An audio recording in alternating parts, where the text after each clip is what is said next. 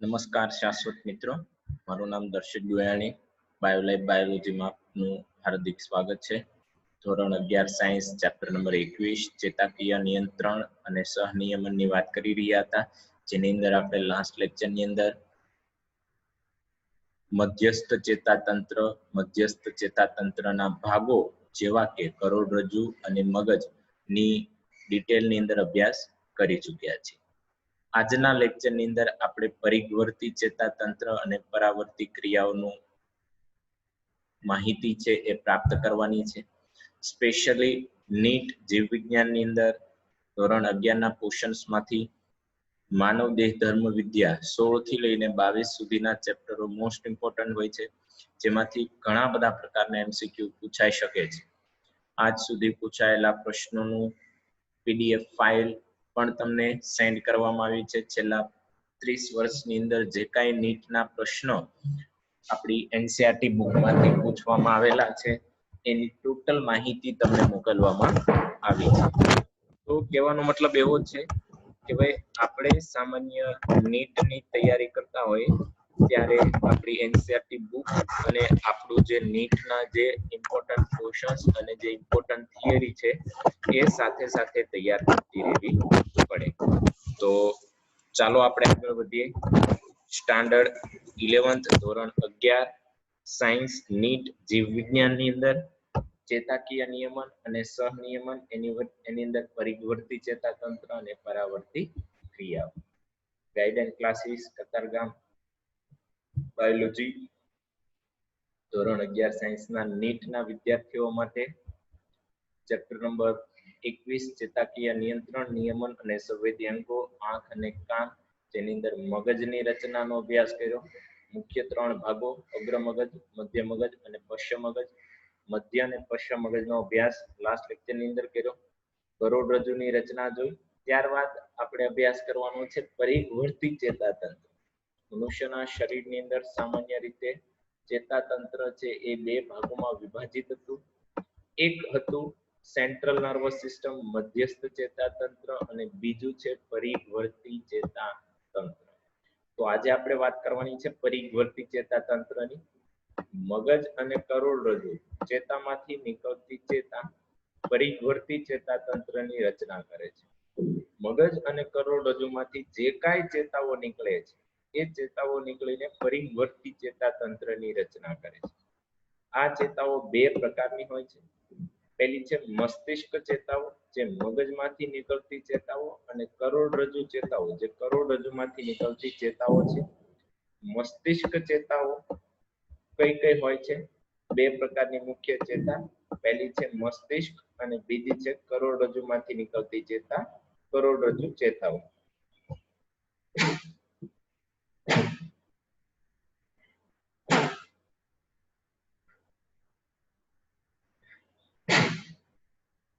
પહેલી છે મસ્તિષ્ક ચેતાઓ. મસ્તિષ્ક ચેતાઓની 12 જોડ હોય છે.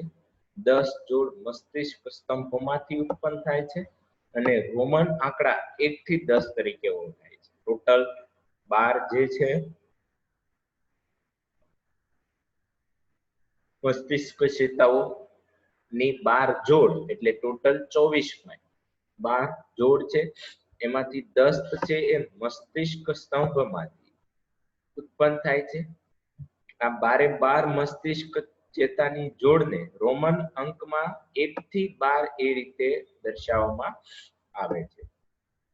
ત્યારબાદ બીજી વાત કરીએ પરિવર્તી ચેતાતંત્રનો મુખ્ય ભાગ કરોડરજ્જુની ચેતાઓ. તો કરોડરજ્જુની ચેતાઓની 31 જોડ હોય. મસ્તિષ્કની 12, કરોડરજ્જુની 31. ટોટલ પરિવર્તી ચેતાતંત્રની અંદર કેટલી ચેતાઓ હોય? 31 પ્લસ 12 કરોડરજ્જુની બંને બાજુ નીકળે છે. પ્રત્યેક કરોડરજ્જુ ચેતા મિશ્ર ચેતા છે, જે સંવેદી અને ચાલક ચેતાતંતુઓ ધરાવે છે, જે પરિઘીય પેશી અને કરોડરજ્જુમાં આવેલા છે. સૌપ્રથમ આપણે જોઈ લઈએ. અહીં નીચે આકૃતિ આપેલી છે કરોડરજ્જુ ચેતાઓની. તો એની અંદર આકૃતિની અંદર જોઈએ તો ગ્રીવા કશેરુકાઓ કરોડરજ્જુ, આ છે મસ્તિષ્કનો ભાગ. આ એટલો મસ્તિષ્કનો આયા મગજ અને એના ભાગો, આ કરોડરજ્જુ. એમાં ગ્રીવા કશેરુકાઓ 1 થી 7, આ સાઈડ 1 થી 7. ત્યારબાદ ત્યાં એક ચેતા વધુ છે C8. ઉરસીય કશેરુકાઓ T1 થી T12, 1 થી 12. અહીંયા પણ ઉરસીય ચેતાઓ 1 થી 12. કટી કશેરુકાઓ 1 થી 5, કટી ચેતાઓ 1 થી 5. વચ્ચે એક બાહ્ય તનિકા, વચ્ચેનું એક જે મોશન જે પાર્ટ છે જે ઉરસ્ય ચેતા અને કટી ચેતાની વચ્ચે હોય એને બાહ્ય તનિકા તરીકે ઓળખાય છે.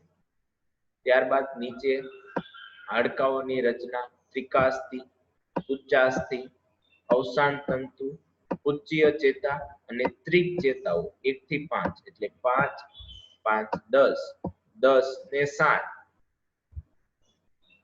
10 પ્લસ 7 ટોટલ થઈ 17, 17 પ્લસ 12 ટોટલ થઈ 29.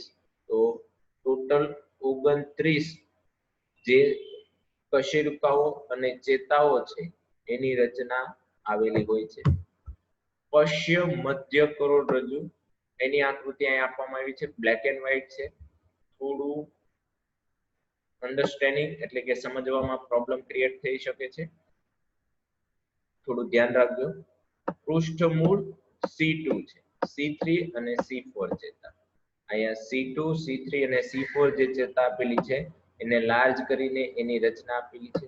એની અંદર આંતર કશેરુકા છિદ્ર એટલે કે બે કશેરુકાને જોડતો ભાગ, અસ્થિઓની ત્રાંસી પ્રક્રિયાનો છેદ અને પૃષ્ઠમૂળ ચેતાખંડ, આગળનો અને પાછળનો કશેરુકાનો ભાગ અને બે કશેરુકાને જોડતો ભાગ.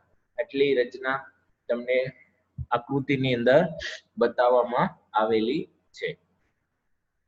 તો બહુ સિમ્પલ સાદી રીતે વાત કરાય. મસ્તિષ્ક ચેતાઓ 12 જોડ, કરોડરજ્જુની ચેતાઓ 31 જોડ, કરોડરજ્જુની ચેતાઓ 31.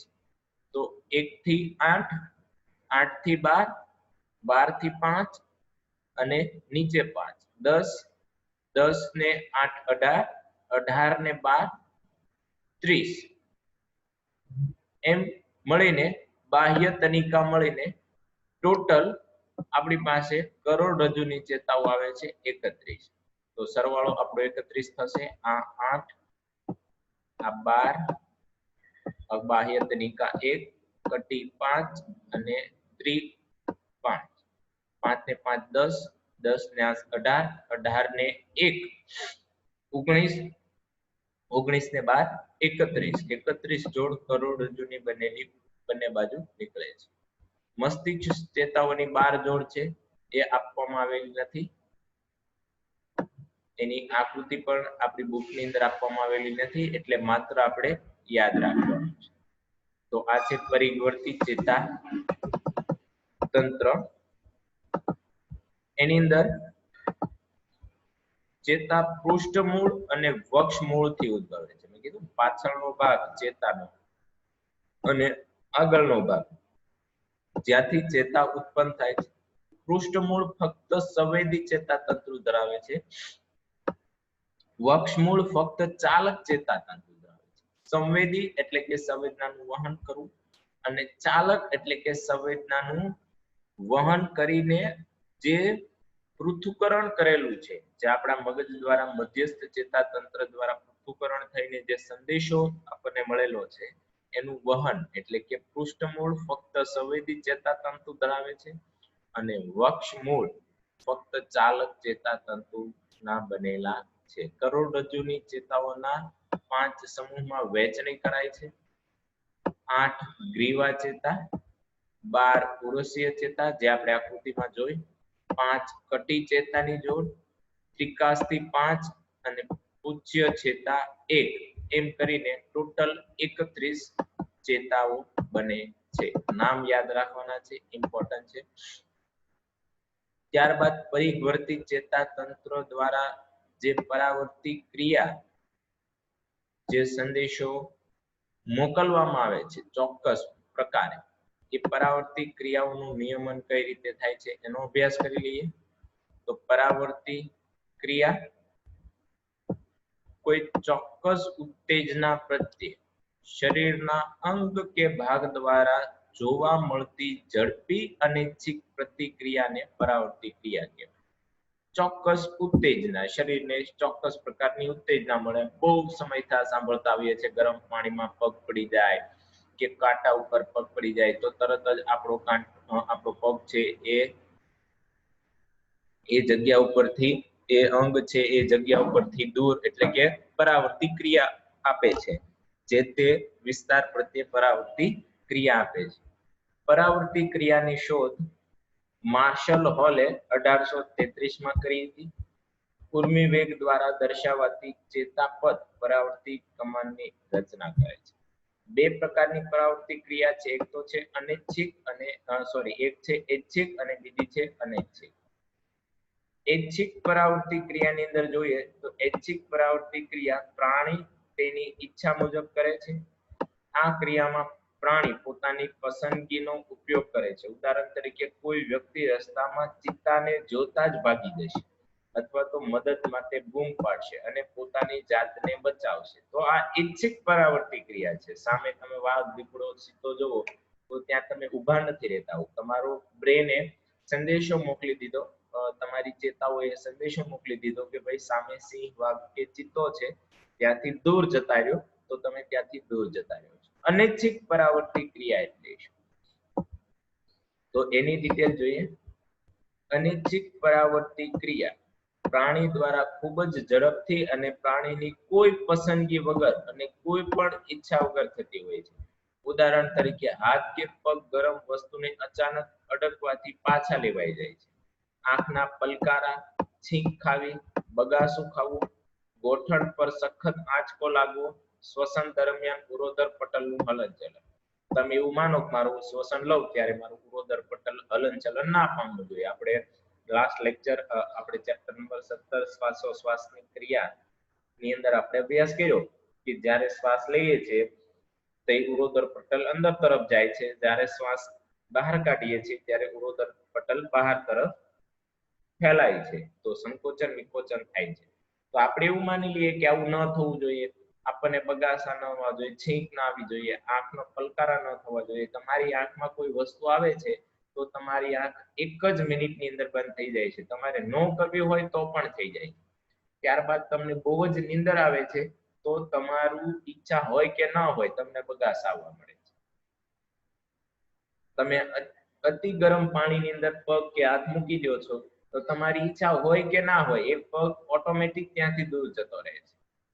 એમાં વાર નથી લાગતી અને એમાં તમારી ઈચ્છા હશે પણ નહીં કે મારો પગ ત્યાં હું રહેવા દઉં. તો આ જે પરાવર્તિત ક્રિયાઓ છે એ અનૈચ્છિક પરાવર્તિત ક્રિયા છે. પરાવર્તિત ક્રિયામાં કરોડરજ્જુ પણ સમાવેશ થઈ ઉત્તેજનાની ઝડપથી પ્રતિક્રિયા કરે છે. આવી પરાવર્તિત ક્રિયાને કરોડરજ્જુ પરાવર્તિત ક્રિયા તરીકે ઓળખાય છે. આવી પરાવર્તિત ક્રિયાને કરોડરજ્જુ પરાવર્તિત ક્રિયા તરીકે ઓળખાય છે. કેટલીક પરાવર્તિત ક્રિયાઓમાં મગજનો સમાવેશ થયેલો છે. આવી પરાવર્તિત ક્રિયાઓને મસ્તિષ્ક પરાવર્તિત ક્રિયાઓ તરીકે ઓળખવામાં આવે છે. કેટલીક પરાવર્તિત ક્રિયાઓ એવો છે જેની અંદર મગજનો સમાવેશ થયો છે અને આવી પરાવર્તિત ક્રિયાઓને મસ્તિષ્ક પરાવર્તિત ક્રિયાઓ કહેવામાં આવે છે. ઉદાહરણ તરીકે સ્વાદિષ્ટ ખોરાક જોતા જ લાળ રસનો સ્ત્રાવ થાય છે. આવી પરાવર્તિત ક્રિયા આપણી જાણકારીમાં થાય છે, પરંતુ કેટલીક પરાવર્તિત ક્રિયા આપણી જાણકારી વગર થાય છે, જેમ કે હૃદયનું સસ્પંદન, પાચન નળીનું પરિસંકોચન અને નિયંત્રણ, સ્વયંવર્તી ચેતાતંત્ર દ્વારા આપણા શરીરનું નિયંત્રણ. તો આ બધી ક્રિયા છે એ આપણા મગજ દ્વારા હેન્ડલ થાય છે અને ઘણી પરાવર્તિત ક્રિયા છે એની અંદર મગજનો સમાવેશ થતો નથી. પરાવર્તિત ક્રિયા કરોડરજ્જુ દ્વારા આપી દેવાય છે. જેમ કે એવો સમય છે કે એ દરમિયાન મગજ સુધી સંદેશો પહોંચાડવામાં રહેશું અને ત્યાં એ સંદેશાનું પૃથ્થકરણ થશે અને પૃથ્થકરણ થઈને પછી કોઈ યોગ્ય નિર્ણય આપશે અને સંદેશો પાછો મોકલશે, ત્યાં સુધીમાં ઘણો ટાઈમ લાગવાની શક્યતા છે. તો જેમ કે તમારી આંખની અંદર કઈ વસ્તુ ઘૂસે છે, જેમ કે કોઈ લાકડું છે કે કોઈ ધૂળ છે, તો તમારી આંખ સંદેશો મોકલશે, ધૂળ આવે છે, બંધ કરું કે ના કરું, પલકારો શું કરવું? તો જ્યાં સુધીમાં મગજ આ માહિતીનું પૃથ્થકરણ કરીને એના પ્રત્યે સંદેશો રિટર્ન મોકલશે ત્યાં સુધીમાં આપણી આંખની અંદર ધૂળ ગરી ચૂકી છે. તો એ સમય દરમિયાન આપણો જે કરોડરજ્જુ છે એ સંદેશો રિટર્ન મોકલી દે છે. રિટર્ન એટલે કે આદેશ આપી દે છે કે આંખનો પલકારો બંધ કરો. તમારે કોઈને પૂછવા જવાની જરૂર નથી. તો અહીંયા આપણી આકૃતિ આપેલી છે. સપોઝ આ તમારી ચામડી છે. આ ચામડી ઉપર એક ટાચણી ફૂટી ગયેલી છે. ટાચણી ફૂટી ગઈ છે એટલે કે ચામડી સાથે સંવેદી ચેતા જોડાયેલી છે અને એ સંવેદી ચેતા ચાલતી ચાલતી આપણા કરોડરજ્જુ સુધી પહોંચે છે. આ કરોડરજ્જુનો ભાગ છે જ્યાં ભૂખરું દ્રવ્ય, કરોડરજ્જુનો અગ્રશૃંગ, શ્વેત દ્રવ્ય, પશ્યશૃંગ. આ જે પશ્યશૃંગ અને અગ્રશૃંગની વાત કરી હતી આપણે કાલના લેક્ચરના. આ કરોડરજ્જુનો અગ્ર અને પશ્યશૃંગ. તો અગ્રશૃંગમાં માહિતી આવે છે એટલે હું એરો છે એ અંદર જાતો દર્શાવું છું. હવે અહીંયાથી મધ્યસ્થ નાળી દ્વારા હવે અહીંયાથી મગજ હોય અને હજી મગજ સુધી માહિતી જશે અને પછી મગજ સંદેશો મોકલશે કામ કરો. તો ત્યાં સુધીમાં આ ટાચણી છે એ તમે તમારા જ્યાં પણ વાગેલી છે, શરીરનું કોઈ પણ અંગ છે, હાથ છે, પગ છે, તો ત્યાંથી તમે બહાર નહીં કાઢો તો ત્યાંથી તમારા શરીરને નુકસાન થવાની શક્યતા વધુ રહે છે. તો આ જે આપણું કરોડરજ્જુ છે એ શું કરે છે? અહીંયા જ માહિતીનું પૃથ્થકરણ કરીને અવરોહી ચાલક ચેતા દ્વારા અવરોહી એટલે કે જે સંદેશો મોકલાવાનો છે એવી ચેતા ચાલક ચેતા દ્વારા સંદેશો મોકલાઈ દે છે કે ભાઈ એ જે ટાચણી છે એને એ જગ્યાએથી કાઢી લ્યો અને ત્યાં બ્લડ બંધ કરવા માટેની વ્યવસ્થા કરો. એટલે તરત જ આપણે ટાચણી કાઢીને ત્યાં ડ્રેસિંગ અથવા તો કોઈને કોઈ વ્યવસ્થા કરીએ છીએ. કારણ કે લાંબા સમય સુધી બ્લડ જતું હોય તો એ પણ આપણા શરીર માટે નુકસાનકારક છે. જરૂર જણાય તો ડોક્ટર પાસે જઈએ છીએ, ટીચ એટલે કે ટાંકા લેવડાવીએ છીએ, કાંઈ ને કાંઈ એની પ્રોસેસ કરીએ છીએ. તો આ પ્રકારની જે ક્રિયા છે એને કહેવામાં આવે છે પરાવર્તી ક્રિયા. એના કહેવામાં આવે છે પરાવર્તી ક્રિયા. અહીંયા તમે એવું પણ લખી શકો છો કે આ અંતર્વાહી અને આ બહિર્વાહી. અંતર્વાહી ચેતા છે એ કરોડરજ્જુના અગ્રશૃંગ પાસે સંદેશો લઈ ગઈ અને કરોડરજ્જુના પશ્યશૃંગે માહિતીનું પૃથ્થકરણ કરીને ફટાફટ રિપ્લે આપી દીધો, જેને ચાલક ચેતા અથવા તો બહિર્વાહી ચેતા તરીકે આપણે ઓળખીએ છીએ. આ ક્રિયા, આ આકૃતિ આપણા માટે મોસ્ટ ઇમ્પોર્ટન્ટ છે. આ રીતે જે રચના બને છે તમે જોઈ શકો છો, અંતર્વાહી પરિપથ અને બહિર્વાહી પરિપથ. આ છે આપણું પ્રેરક ચાલક ચેતાકોષ, જેને આપણે કહી શકીએ કરોડરજ્જુનો ભાગ. ત્યાં મેસેજ આવે છે, અહીંયા તમને કંઈક વાગેલું છે, જેમ કે ઉત્તેજના મળી છે એવું આપણે વર્ડ યુઝ કરી શકીએ કે આ જગ્યાએ કઈ ઉત્તેજના મળી છે. ત્યાંથી અંતર્વાહી અંદર તરફ સંદેશો લઈ જાય છે ફટાફટ કે ભાઈ ત્યાં પ્રોબ્લેમ થયો છે, એનું શું કરવું.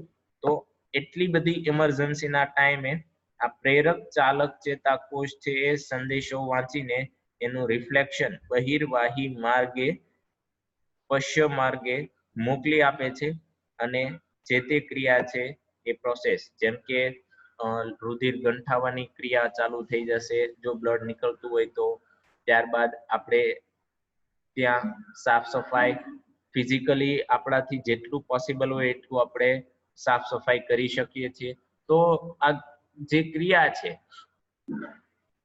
ક્રિયા છે એ ક્રિયા દ્વારા એક કમાન બને છે. એ કમાનને પરાવર્તી કમાન તરીકે ઓળખાય છે. ચાલો થિયરી વાંચીએ. પરાવર્તી કમાન એ ગ્રાહી અંગ અને પ્રતિકારક અંગ વચ્ચેની સાંકળ છે. ગ્રાહી અંગ એટલે કે આ સ્નાયુ તંતુ આપણો પગ છે એ, અને પરાવર્તી અંગ એટલે કે સેન્ટ્રલ નર્વસ સિસ્ટમ આપણી, આખી કરોડરજ્જુ અને મગજનો ભાગ એ બંને વચ્ચે જે સંદેશાની પ્રતિકારકતાની જે સાંકળ છે એને પરાવર્તિત કમાન કહેવાય છે. ચેતાકોષના ગ્રાહી ઘટકો ઉત્તેજનાને ગ્રહણ કરે, અંતર્વાહી ચેતા ઉર્મિ વેગને ગ્રાહી અંગ તરફ મધ્યસ્થ ચેતાતંત્ર તરફ લઈ જાય. કરોડરજ્જુ અથવા મગજના ચેતાકોષો સંવેદી ઉર્મિ વેગનું પૃથ્થકરણ કરી અર્થઘટન કરી ચાલક ઉર્મિ વેગો સર્જે છે. ચાલક ઉર્મિ વેગો એટલે ફટાફટ જાઓ, બહિર્વાહી માર્ગે જે રેડ લાઈન ડ્રો કરી છે ફટાફટ જાઓ અને એનું નિયમન કરો. અહીં નિયામક તરીકે મગજ અને કરોડરજ્જુ કામ કરે છે. ચાલક ઉર્મિ વેગોનું મગજ અથવા કરોડરજ્જુમાંથી પ્રતિચારક અંગ તરફ વહન, પ્રતિકાર અંગ તરીકે સ્નાયુ અથવા ગ્રંથિ હોય છે જે નિયામક તરીકે ઉર્મિ વેગની સૂચના મુજબ પ્રતિક્રિયા કરે છે. પરાવર્તી કમાનમાં ઉર્મિ વેગનું વહન ફક્ત એક જ દિશામાં થાય છે. અગત્યતા એ છે કે પ્રાણીને નુકસાનકારક ઉત્તેજના સામે ઝડપથી પ્રતિક્રિયા કરી નુકસાનની અસરથી બચાવી શકાય છે. પરાવર્તી કમાન દ્વારા પ્રાણીને કોઈ પણ જગ્યાએ નુકસાન થયું હોય તો એ નુકસાનથી ઓછામાં ઓછો અસર થાય પ્રાણી ઉપર, એના માટે આ પરાવર્તી કમાનની રચના થતી હોય છે. ત્યારબાદ પરાવર્તી કમાનમાં ઉર્મિ વેગનું વહન ફક્ત એક જ દિશામાં થાય છે. એક જ દિશામાં એટલે કે સ્નાયુ તંતુએ ગ્રાહી અંગો દ્વારા જે ઉર્મિ વેગ ઉત્પન્ન થયો એ અંતર્વાહી પરિપથ દ્વારા ફટાફટ સેન્ટ્રલ નર્વસ સિસ્ટમમાં કરોડરજ્જુ અથવા તો મગજ સુધી, સામાન્ય રીતે કરોડરજ્જુ એનો રિફ્લેક્ટ આપીને પ્રેરક ચાલક ચેતાકોષ દ્વારા એટલે કે ચાલક ચેતાકોષ અથવા તો બહિર્વાહી પશ્ચમાર્ગ અથવા તો બહિર્વાહી ચેતા દ્વારા ફટાફટ એનો આન્સર આવે અને ઉર્મિ વેગની સૂચના મુજબ પ્રતિક્રિયા કરે છે. ત્યાં વાગેલું હોય તો રુધિર ગંઠાવાની ક્રિયા શરૂઆત થતી હોય છે. ત્યાં જો આંચકો આવ્યો હોય, ઇન્ફ્લામેશન સોજો આવ્યો હોય તો સોજો ઓછો થવાની ક્રિયા માટે જરૂરી જે કાંઈ બ્લડની અંદર તફાવતો, જે કાંઈ અંતઃસ્ત્રાવોની જરૂરિયાત હોય એ પ્રકારે અંતઃસ્ત્રાવો રિલીઝ થતા હોય છે. તો આ છે પરાવર્તી ક્રિયા, પરાવર્તી કમાન અને આપણી કરોડરજ્જુ પરિવર્તી ચેતાતંત્ર પીએનએસ. તો આ બે પ્રકારના ચેતાતંત્ર, સેન્ટ્રલ નર્વસ સિસ્ટમ પીએનએસ, એની રચના, એની આકૃતિ, એના માટે ઇમ્પોર્ટન્ટ એમસીક્યુ આપણા માટે ખૂબ જ ઇમ્પોર્ટન્ટ છે. ત્યારબાદ હવે આપણા બુક્સની અંદર આવે છે સંવેદી અંગો. સંવેદના ગ્રાહી અંગો કયા કયા હોય? તો એમ તો ચામડી છે, હાથ છે, પગ છે, નાક છે, આંખ છે, કાન છે, જીભ છે. આ ઘણા બધા અંગો છે જે સંવેદનાનું ગ્રહણ કરે છે. જેમ કે તમે તીખું વસ્તુ ખાવ છો, તમારી જીભને ટચ થતા એ તીખાશ છે, એનો સ્વાદ છે એ તરત જ ત્યાં રહેલા સંવેદના ગ્રાહી અંગો દ્વારા ચેતા દ્વારા મગજ સુધી પહોંચે છે કે તમે કોઈ તીખું, ગળ્યું, ખાટું, તુરું, મીઠું વસ્તુનું ગ્રહણ કરેલું છે. તો આવા ઘણા બધા સંવેદના ગ્રાહી અંગો છે. એમાંથી આપણે આંખ અને કાનનો અભ્યાસ કરવાનો છે, જેની અંદર કાનની અંતસ્થ રચના આખી માહિતી આપણે ડિટેલની અંદર જોઈ ચૂક્યા છીએ. માત્ર આંખની અંતસ્થ રચના અને એની થિયરી બાકી છે, જેનો અભ્યાસ આપણે આપણી સ્કૂલની અંદર જ્યારે મળીએ, કારણ કે આંખ આપણા માટે ઇમ્પોર્ટન્ટ છે. આંખ અને કાનમાંથી 2 કે 3 કે 1 ક્વેશ્ચન મિનિમમ હોય છે, જેની આકૃતિ ડ્રો કરીને બોર્ડની અંદર તમને સમજાવવું ખૂબ જ જરૂરી છે. એટલા માટે જ્યારે પણ આપણે મળીએ, હવે આપણી પાસે એક જ ચેપ્ટર બાકી છે 22 નંબરનું, એ પૂર્ણ થતા આપણે ધોરણ 11 નો નીટનો સિલેબસ કમ્પ્લીટ થશે.